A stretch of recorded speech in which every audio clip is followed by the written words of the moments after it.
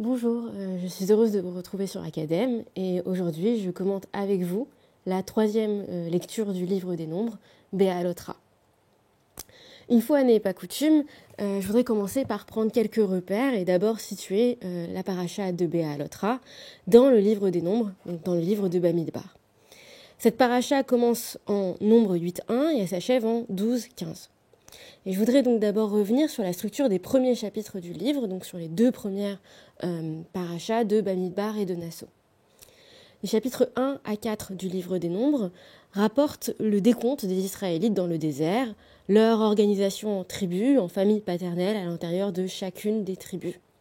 Le texte parle aussi de la disposition de ces tribus à l'intérieur du campement, dans le désert, et le texte indique aussi que la tente d'assignation se trouve au centre du campement.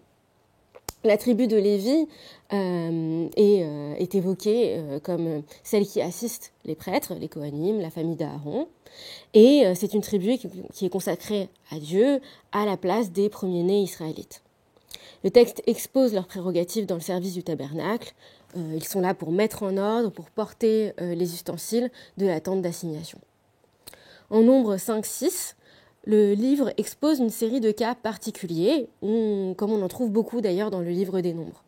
Par exemple, le cas du lépreux dans le camp, le cas de la femme sota, le cas du nazir. Le chapitre 7 des nombres, ensuite, raconte l'inauguration du tabernacle, la manière dont les ustensiles sont oints, dont les chefs de tribu viennent apporter des offrandes. Et j'indiquerai aussi que cet épisode était évoqué déjà dans l'Exode et dans le Lévitique, au chapitre 29 de l'Exode et au chapitre 8 du Lévitique. La paracha donc de Nasso, celle qui précède immédiatement Béalotra, s'achève sur les mots suivants. Là, je cite Nombre 7, verset 89.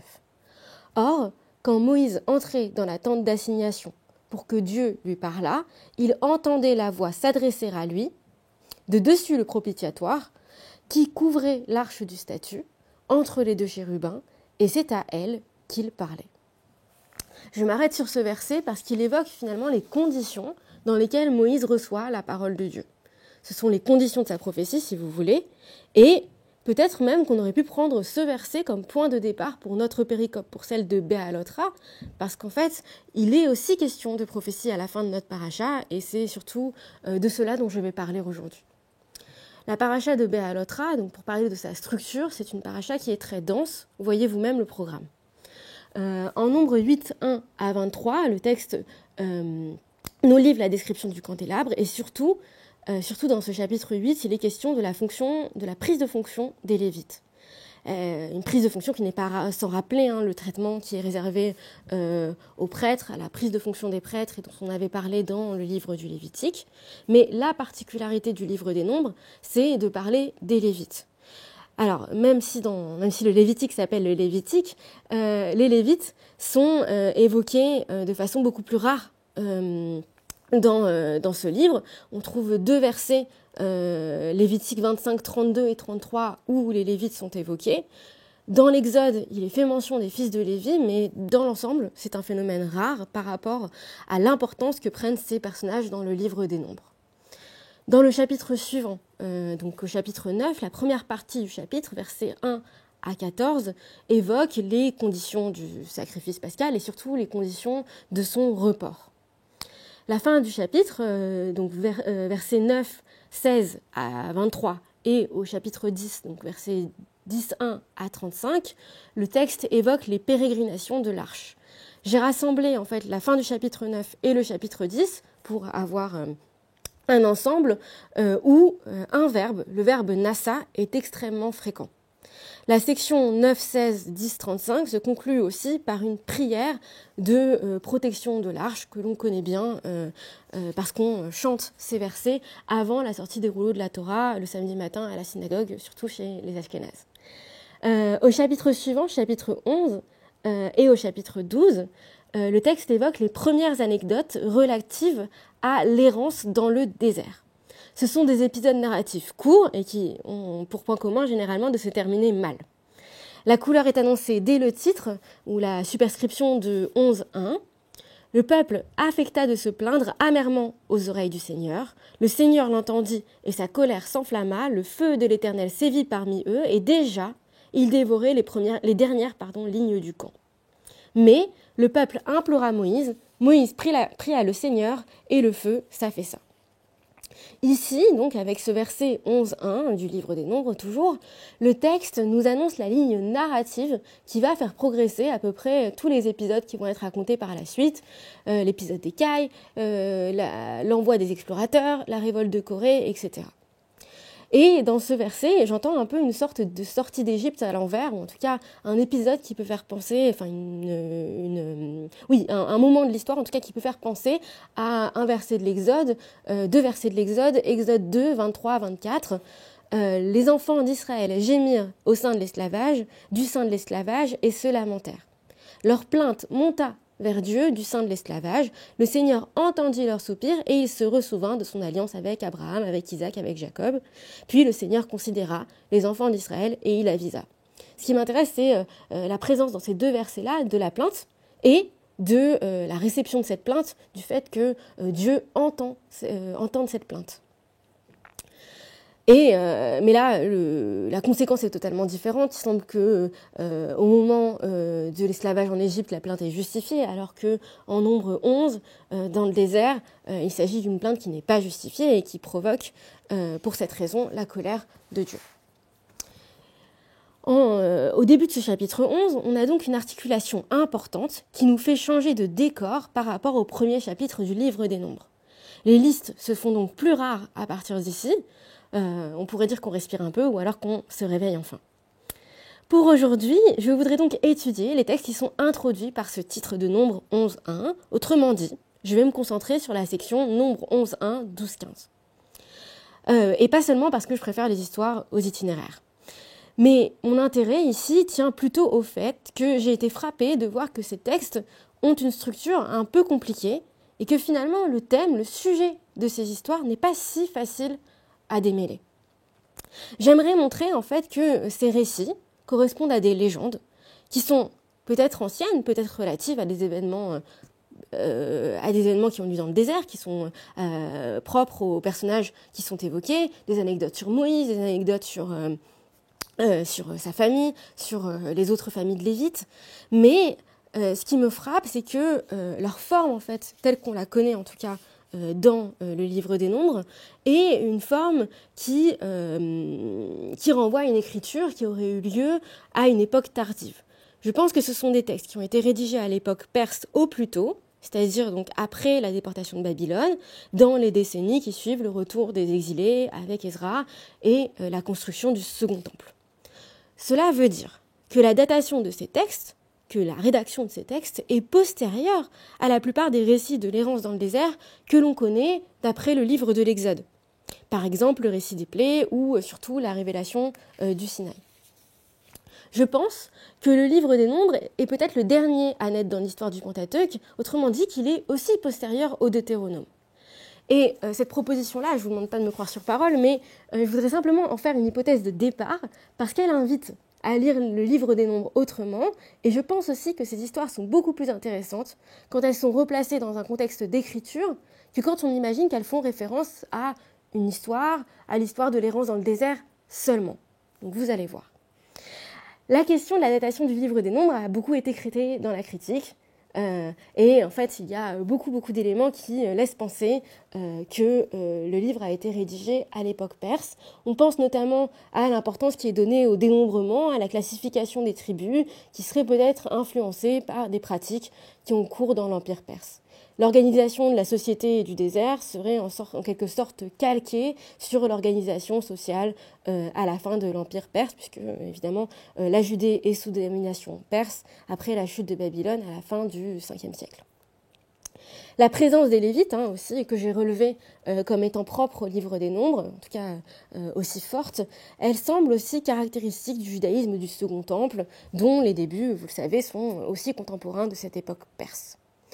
Il y a aussi certaines polémiques qui sont évoquées dans le livre des Nombres, des thématiques qui apparaissent également dans le livre d'Ezra, des Néhémie, et aussi chez les derniers prophètes, donc ceux qui ont vécu à l'époque perse.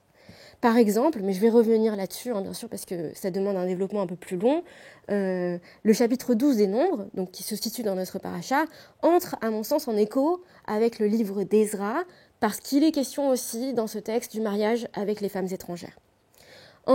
Si vous regardez le chapitre 9 d'Ezra et que vous le mettez en perspective avec le chapitre 12 des Nombres, la pratique des mariages mixtes est condamnée dans les deux cas. Alors que la question n'est pas forcément soulevée par ailleurs dans le Pentateuque, par exemple dans l'histoire de Joseph, ni même dans l'Exode en fait, où le mariage entre Séphora et Moïse est évoqué. On peut aussi penser à des motifs qui sont plus discrets et qui renvoient à la littérature biblique de l'époque perse.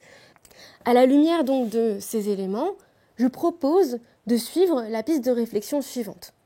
Le texte des Nombres, bien qu'il parle a priori de l'errance dans le désert, bien qu'il évoque un temps qui remonte à des centaines d'années avant la conquête de la terre de Canaan et le début de la monarchie, ce texte donc parle surtout d'affaires qui ont l'air en cours à l'époque perse, au moment où le texte a été écrit. On a parlé de la fonction sociale du texte dans les autres commentaires que j'avais faits, le Zettim Liben, et ici, on pourrait peut-être dire que les histoires qui sont relatées dans les Nombres ont une fonction sociale dans la mesure où ils servent à donner des exemples, à présenter sous une forme d'apologue des idées qui sont dans l'air du temps à l'époque perse. Pour comprendre ma démarche, je vous propose par exemple de penser aussi pour cette idée de transposition, puisque là j'ai parlé de la fonction sociale qui est celle de l'apologue, mais aussi il y a une fonction idéologique, et pour comprendre cette fonction idéologique, il faut imaginer qu'il y a une transposition entre qu'on calque sur l'histoire des préoccupations, des idées qui sont d'une autre époque. Et par exemple, on pourrait penser aux peintures de scènes religieuses qu'on trouve dans les musées.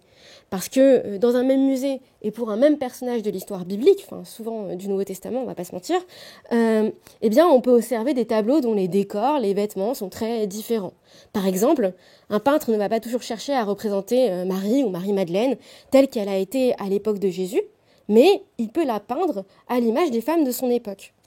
Et dans le livre des Nombres, il semble que le procédé soit le même. Les scribes dépeignent Moïse, Myriam, Aaron et le peuple tels qu'ils veulent les imaginer dans leur propre époque, tels qu'ils veulent les représenter peut-être comme des modèles spirituels, avec Moïse tout en haut de cette hiérarchie, on va en reparler.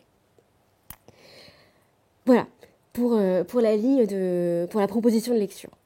Je vais commencer donc par traiter le premier récit qui correspond à l'épisode des Cailles, donc au chapitre 11, versets 4 à 35, si l'on exclut en fait les versets 1 à 3 du chapitre 11, qui constituerait soit un épisode à part, soit une sorte d'introduction qui permet de comprendre tous les autres épisodes de révolte dans le désert. Donc, je vous rappelle l'histoire, les Israélites en ont assez de la manne, ils veulent de la viande, de la vraie, et c'est aussi le moment où Moïse doit faire face à cette demande, et en fait, c'est aussi l'occasion pour lui de craquer, de dire qu'il ne pourra pas répondre à toutes les demandes, et en tout cas à cette demande qui est un peu la goutte d'eau qui fait déborder le vase, des Israélites. Alors, la réponse de Dieu comporte deux solutions. D'abord, Dieu demande à Moïse de convoquer 70 des anciens d'Israël à la tente d'assignation. Et, deuxième temps dans la solution, il promet des cailles pour non pas 1 jour, 2 jours, 3 jours, mais 1 mois entier. On pourrait comprendre que la première solution a pour objet d'aider Moïse à se décharger de sa fonction. Et d'ailleurs, en lisant ce texte, cette solution, on a un sentiment de déjà-vu, puisque les problèmes de management vécus par Moïse se sont déjà posés dans le livre de l'Exode. Et dans le Deutéronome, le texte évoque aussi la manière dont Moïse va pouvoir déléguer ses fonctions. Mais contrairement à l'Exode et au Deutéronome, ici, Moïse ne délègue pas, a priori, l'exercice de la justice. Ici, le texte insiste plutôt sur la manière dont la fonction prophétique est déléguée. Et c'est là que je voudrais m'arrêter. Pourquoi est-ce qu'ici il est question de prophétie, alors qu'a priori il n'était question que de nourriture? Je voudrais aussi ouvrir une parenthèse linguistique, m'intéresser à la manière dont cette prophétie, cette activité prophétique est désignée dans le texte. Vous allez voir, dans le texte, on emploie surtout le verbe mitnabé. Alors, d'abord pour la prophétie, il y a un substantif. Le substantif, c'est navi, prophète, qui est attesté dans la plupart des livres de la Bible, même si ce verbe n'est pas tout à fait de l'hébreu. On ne retrouve pas un schème classique de l'hébreu dans la vocalisation de ce verbe. Les spécialistes y reconnaissent plutôt, a priori, une forme akkadienne qui fait référence à l'idée d'être appelé. Donc vraiment, il y a une intrication du phénomène prophétique à celui de la vocation, du fait d'être appelé. À l'origine, le verbe aurait aussi une forme passive. Et par la suite, le verbe s'hébraïse et prend une forme réflexive, qui peut aussi être une forme passive, mais plus, disons, un peu différente, avec ce mitnabé, oitpael, dont j'ai parlé et qui apparaît dans le livre des Nombres. Les formes niba, donc ça c'est le nifal, et itnabé, le itpael, apparaissent dans les livres historiques, par exemple dans le livre de Samuel. Ces formes niba et itnabé apparaissent aussi dans les livres prophétiques, dans Jérémie, dans Ézéchiel, dans les 12, je n'ai pas regardé exactement où, mais dans les 12. Et tout ça pour dire que si l'on restreint la recherche au Pentateuque seulement, en revanche, on voit que le verbe, niba ou itnabé d'ailleurs en fait, n'apparaît que dans le livre des Nombres. En revanche, le substantif navi apparaît ailleurs. Il apparaît dans la Genèse une fois, dans l'Exode il apparaît 2 fois. Dans le Deutéronome, il apparaît bien sûr dans les passages qui sont relatifs au statut du prophète, au statut du faux prophète. Là, c'est dans le chapitre 13 du Deutéronome, dans le chapitre 18 aussi. Et aussi, le nom apparaît à la toute fin du livre, au moment où Moïse meurt. Donc, c'est le célèbre verset de Deutéronome 34:10. « Mais il n'a plus paru en Israël un prophète tel que Moïse, avec qui le Seigneur avait communiqué face à face. » Et ici, on voit que ce verset parle de la prééminence de Moïse, et on peut mettre en perspective ce verset-là avec le livre des Nombres, parce que l'on trouve dans le livre des Nombres une idée assez inédite qu'il y a d'autres prophètes nommés contemporains de Moïse. Ce sont des prophètes qui peuvent d'ailleurs prophétiser en collectivité, c'est-à-dire à plusieurs. Et je voudrais revenir, pour prendre la mesure de ce phénomène, au verset 24 à 35. Je vais un peu sauter et je vais m'arrêter un peu avant, en vérité, puisque je crois que j'ai reporté 35 à la suite, mais peu importe. Reprenez à partir de Nombre 11, 24. Moïse se retira. Donc une fois qu'il a entendu les paroles de Dieu, et il a rapporté au peuple les paroles de l'Éternel. Puis, il réunit 70 hommes parmi les anciens du peuple et les rangea autour de la tente d'assignation, évidemment. L'Éternel descendit dans une nuée et lui parla, et, détournant une partie de l'esprit qui l'animait, la reporta sur ces 70 personnages, sur les anciens. Et aussitôt que l'esprit se fut posé sur eux, ils prophétisèrent, mais ils ne le firent plus depuis. 2 de ces hommes étaient restés dans le camp, l'un nommé Eldad, le second Médad. L'esprit se posa également sur eux, car ils étaient sur la liste, une expression très étrange, mais ok, mais ne s'étaient pas rendus à la tente. Et ils prophétisèrent dans le camp. Un jeune homme courut l'annoncer à Moïse en disant « Eldad et Médad prophétisent dans le camp. » Je saute un peu, et Moïse rentra dans le camp ainsi que les anciens d'Israël. Là, on revient à l'épisode d'Écaille. Cependant, un vent s'éleva de par l'Éternel qui suscita d'Écaille du côté de la mer. J'ai repris la fin pour vous montrer à quel point la question de la prophétie et la question d'Écaille sont intriquées, sont vraiment dans le même épisode. Et bien sûr, pour vous raconter la fin, ça tourne mal. Le peuple est frappé d'une plaie, Makaraba Méhod, qui fait en fait déjà du désert un tombeau. C'est le nom d'ailleurs qui est donné au lieu où se passe l'épisode. En Nombre 11, 34, on donna à ce lieu le nom de Kibrot Hatahava parce que c'est là qu'on ensevelit ce peuple pris de convoitise. Donc ce qui me frappe ici, c'est qu'il est finalement question à la fois des cailles et de la distribution, quelque part de la répartition du droit à la prophétie. C'est ça qui étonne, notamment le jeune homme qui vient rapporter à Moïse que la prophétie continue alors qu'elle devait s'être arrêtée. Est-ce que la mention d'écailles, parce que j'ai essayé de réfléchir pourquoi on parlait d'écailles, mais j'ai pas non plus des hypothèses très fournies, j'ai l'impression que peut-être qu'il y a une opposition qui est ménagée entre l'écaille qui sont relatives à la demande de chair, de bassar en fait en hébreu, et de l'autre côté une notion qui est vraiment antagoniste, celle de rouar, le souffle qui traverse à la fois Moïse et aussi les anciens. Je laisse la question ouverte parce qu'il aurait fallu que je cherche dans les commentaires pour avoir plus de choses à dire. Mais en tout cas, cela pourrait expliquer peut-être pourquoi on parle à la fois d'écailles et de la prophétie. Donc, voilà pour le premier épisode. Vous voyez comment la question de la prophétie s'intrique avec un épisode de révolte dans le désert.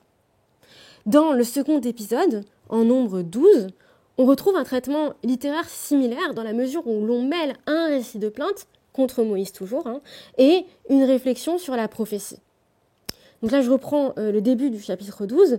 Myriam et Aaron médirent de Moïse à cause de la femme éthiopienne qu'il avait épousée, car il avait épousé une éthiopienne, et ils dirent « Est-ce que l'Éternel n'a parlé qu'à Moïse uniquement? Ne nous a-t-il pas parlé à nous aussi ?» L'Éternel les entendit. Alors déjà, toute petite remarque, on voit que la remarque qui est au discours direct dans cet épisode, enfin dans l'épisode de médisance en fait, n'a a priori pas grand-chose à voir avec l'introduction qui est donnée. Ils ne disent pas pourquoi est-ce qu'il a épousé une éthiopienne, non, ils disent est-ce que l'Éternel n'a parlé qu'à Moïse uniquement, ne nous a-t-il pas parlé à nous aussi? On a l'impression que le mariage avec la femme éthiopienne est simplement un levier pour pouvoir destituer Moïse. Et que c'est ça, in fine, l'intention qui est portée par Myriam et Aaron. Je reprends la lecture du texte. « Or, cet homme Moïse était fort humble, plus qu'aucun homme qui fut sur la terre. » Que de superlatifs. Soudain, l'Éternel dit à Moïse, à Aaron et à Myriam, « Rendez-vous tous trois à la tente d'assignation. » Et ils s'y rendirent tous trois. L'Éternel descendit dans une colonne nébuleuse, s'arrêta à l'entrée de la tente et appela Aaron et Myriam qui sortirent tous deux.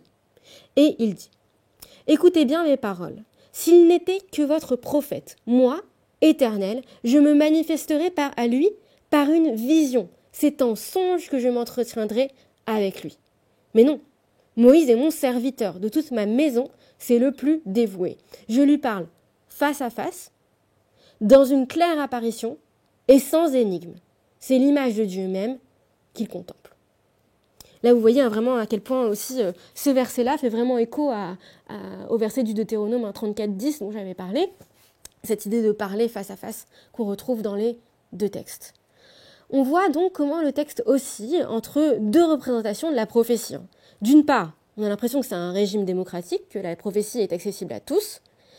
Et d'ailleurs, si vous pensez au chapitre précédent, si vous relisez le chapitre précédent, on voit que Moïse lui-même admet ce régime démocratique, puisqu'il répond à l'objection qui est faite du jeune homme, puis de Josué, qui s'interrogent, qui sont inquiets parce que la prophétie continue. Je reprends le texte. Alors Josué, fils de Nun, serviteur de Moïse depuis sa jeunesse, prit la parole et dit « Mon maître Moïse, empêche-les. » Moïse lui répondit, empêche-les de prophétiser. Moïse lui répondit, tu es bien zélé pour moi. Ah, plût au ciel que tout le peuple de Dieu se composa de prophètes, que l'Éternel fit reposer son esprit sur eux. Donc là, on a l'impression, sauf si c'est vraiment, vraiment ironique, mais que la prophétie est un phénomène qui est admis, qu'il peut y avoir d'autres prophètes que Moïse. Et d'ailleurs, la critique a souvent rapproché du fait de la présence de cette expression « faire reposer l'esprit sur eux », on a souvent rapproché cette expression-là d'un verset du livre de Joël, chapitre 3, versets 1 et 2. Je prends les deux versets, ça sera plus clair comme ça. Après cela, je répandrai mon esprit sur toute chair, si bien que vos fils et vos filles prophétiseront, que vos vieillards songeront des songes, et que vos jeunes gens verront des visions. Même sur les esclaves et les servantes, je répandrai en ces jours mon esprit. C'est vraiment pour l'idée de répandre l'esprit à côté de la prophétie qui est intéressante ici et qui permet le rapprochement entre Nombre 12, 28 et Joël 3, 1, 2. Bien sûr, le mot rouar est extrêmement fréquent dans la Bible hébraïque, 350 occurrences à peu près. Et aussi, mais il faudrait distinguer aussi un sens figuré qu'on pourrait traduire parfois par intuition ou intelligence. En fait, ce qui permet de discriminer en quelque sorte les lieux qui sont proches peut-être du chapitre 11, 12 des Nombres et d'autres textes serait de voir les collocations, la coprésence en fait de la racine niba et du mot rouar. On la retrouve notamment en fait dans des textes auxquels on s'attend moins et dans un texte qui se trouve dans un livre historique, dans le livre de Samuel. Mais vous allez voir, il y a un autre point commun en fait entre ce texte de Samuel et le livre des Nombres, qui est le fait que l'on parle là aussi d'une prophétie en groupe. Donc, dans cet épisode-là, on est au début du livre de Samuel, c'est le moment où Saül il y a la rencontre entre Saül et Samuel. Samuel oint Saül. Et là, il y a une transformation qui a lieu chez Saül, qui est racontée donc en 1 Samuel 10, 9 et 10. Sitôt que Saül eut tourné le dos et quitté Samuel, Dieu fit naître en lui un esprit nouveau. Alors ici, l'esprit, c'est Lev Acher. Bon, j'ai pris la traduction que j'avais. Et tous les signes annoncés s'accomplirent ce jour-là. Et quand ils arrivèrent à la colline en question, qui doivent se rendre à une colline, peu importe, là, la scène qui se produit est vraiment intéressante. Quand ils arrivèrent à la colline en question, un chœur de prophètes vint à sa rencontre. Donc un chœur de prophètes vient à la rencontre de Saül, l'esprit divin s'empara de lui, et il prophétisa au milieu d'eux. Donc là, je vous rends l'hébreu, Vatitzlach ruach Elohim, vaitnabe betocham. On retrouve cette collocation entre ruach et itnabe, ici la racine niba, o itbael. Et tous ceux qui le connaissaient de longue date, le voyant prophétiser avec ces hommes inspirés, se dirent l'un à l'autre. Qu'est-il arrivé au fils de Kish? Et quoi? Saül est-il aussi parmi les prophètes? Dans ce texte, et dans le texte de Nombre 11, on voit donc cette représentation d'une activité prophétique qui est présentée comme collective. Et aussi une ouverture possible, une possibilité pour les personnages qui sont évoqués dans le récit, de devenir des prophètes. Comme d'ailleurs Aaron et Myriam. Bien sûr, dans l'Exode, on parle de ce type de prophète pour Aaron et Myriam, mais ici, je pense que la description de leur activité prophétique est plus détaillée. Donc d'un côté, on a une prophétie qui est accessible, mais en même temps, le texte de Nombre 12 veut insister sur ce point qu'on ne peut pas mettre tous les prophètes dans la même catégorie. On ne peut pas tous les mettre dans le même sac.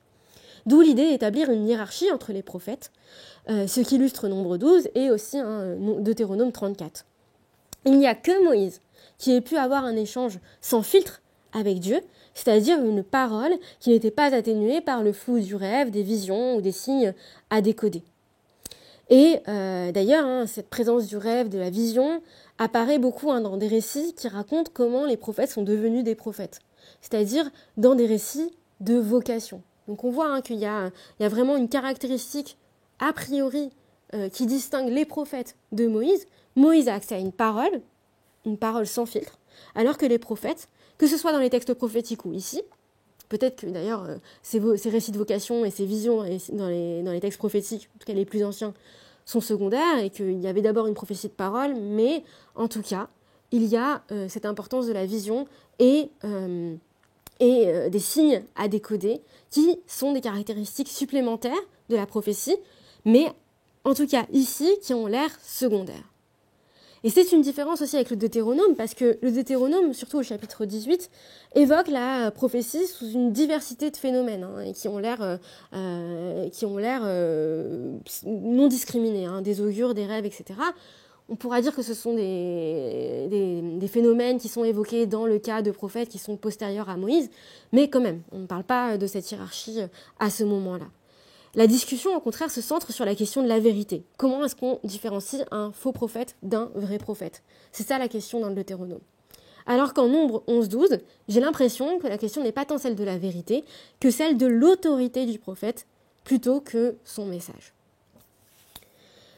Alors, comme je l'ai déjà dit, le sujet de la discussion entre Aaron et Myriam recoupe aussi des polémiques que l'on connaît dans les livres d'Ezra et de Néhémie, celles notamment à propos des femmes étrangères. On pourrait donc imaginer que Nombre 12, donc ce chapitre-là, qui connaît l'histoire du mariage entre Séphora et Moïse qui est racontée au tout début de l'Exode, quelque part entre chapitres 3 et 4, on pourrait imaginer que ce texte existe parce qu'il cherche à trouver une solution, à résoudre cette incohérence, à l'incohérence du mariage avec une femme étrangère. Il s'agit donc de donner du grain à moudre à ceux qui voudraient atténuer la grandeur de Moïse ou bien permettre le mariage avec des femmes étrangères. Ni l'un ni l'autre n'est possible. Alors comment faire? Le texte propose une solution.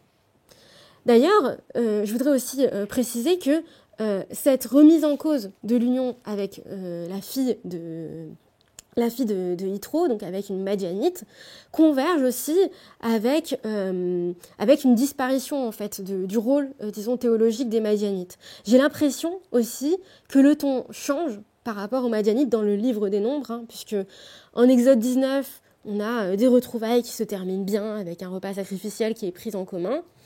Bien sûr, Jéthro s'en va ensuite, mais il n'empêche qu'au départ, les retrouvailles sont plutôt joyeuses. Dans le livre des Nombres, il y a bien sûr le personnage de Réouel qui apparaît à la fin de la paracha précédente, mais déjà, il n'a pas le même nom. Et aussi, les unions avec les Madianites sont condamnées à la fois ici, mais aussi dans l'épisode de Pinchas, en Nombre 25. Donc on voit bien que vraiment il y a un changement de ton, une différence, et que la question du mariage avec les étrangères, en tout cas de la pénétration des étrangers, et évidemment aussi des cultures étrangères, se pose de manière beaucoup plus aiguë, ici, que dans le livre de l'Exode. Pour sauver Moïse, il faut donc considérer qu'il est vraiment au-dessus des autres, que son statut le rend incomparable aux autres prophètes. Établir donc qu'il a une supériorité devant tous les autres. Le livre des Nombres témoigne donc d'une réécriture des histoires qui sont associées à la sortie d'Égypte. Je l'ai dit, on a l'impression que le désert, c'est un peu une sortie d'Égypte à l'envers. Et aussi par rapport à l'errance dans le désert, par rapport à la manière dont déjà le parcours dans le désert se fait, et aussi par rapport à l'intervention des différents personnages, aux révoltes, aux remises en question, etc. Donc, sur un fond mythique, les scribes projettent leurs propres questionnements, les tensions qu'ils repèrent, semble-t-il, entre ce qu'ils connaissent des personnages bibliques, le fait que, par exemple, Moïse a épousé la fille d'un prêtre de Madian, le fait qu'il y ait eu des prophètes jusqu'au retour des exilés, et ils mettent en tension donc ce qu'ils connaissent des personnages bibliques et ce qu'ils ont reçu de la loi, la prééminence qu'ils veulent donner à Moïse, à la loi telle qu'elle est, aussi à l'interdiction notamment des unions avec les étrangers. La présence de ces tensions crée un produit littéraire nouveau. C'est une forme d'écriture que l'on peut qualifier de pseudépigraphique. On pourrait dire aujourd'hui une sorte de fanfiction, où l'on prolonge la tradition sans fermer le livre. Bien sûr, c'est vertigineux de dire ça, parce qu'on parle de la légitimité de la parole prophétique, c'est ce dont il est question dans ces chapitres des Nombres, alors qu'on se permet aussi de reprendre l'autorité d'un prophète qu'on n'est pas. Enfin, si vous voulez, il y a déjà ce phénomène d'écrire à la place de quelqu'un d'autre. Il n'y a pas d'ailleurs de signe qui permettent de déterminer ce passage d'une couche rédactionnelle à une autre, d'un noyau à des couches supplémentaires, parce que en fait, il faut considérer que la notion d'auteur n'est pas la même qu'aujourd'hui. Les scribes qui écrivent les histoires de révolte dans le livre des Noms n'ont pas l'impression de trahir qui que ce soit. Au contraire, ils ont l'impression d'actualiser le message du prophète et aussi de le faire à travers une écriture polyphonique. Et ce qui m'a intéressé aussi ici, c'est que la voix qui remet en question la tradition, qui remet en question le personnage de Moïse, cette voix critique, elle est portée par des personnages secondaires, qui assument malgré tout un rôle important et qui bénéficient d'un statut de légitimité qu'il est valide. C'est Josué qui interroge Moïse en demandant si la prophétie des anciens est toujours légitime, et ce sont Aaron et Myriam qui s'interrogent sur le mariage que Moïse a contracté. Ce ne sont pas des critiques qui sont tout à fait extérieures. À chaque fois, bien sûr, Moïse sort victorieux du débat parce qu'il doit demeurer un modèle.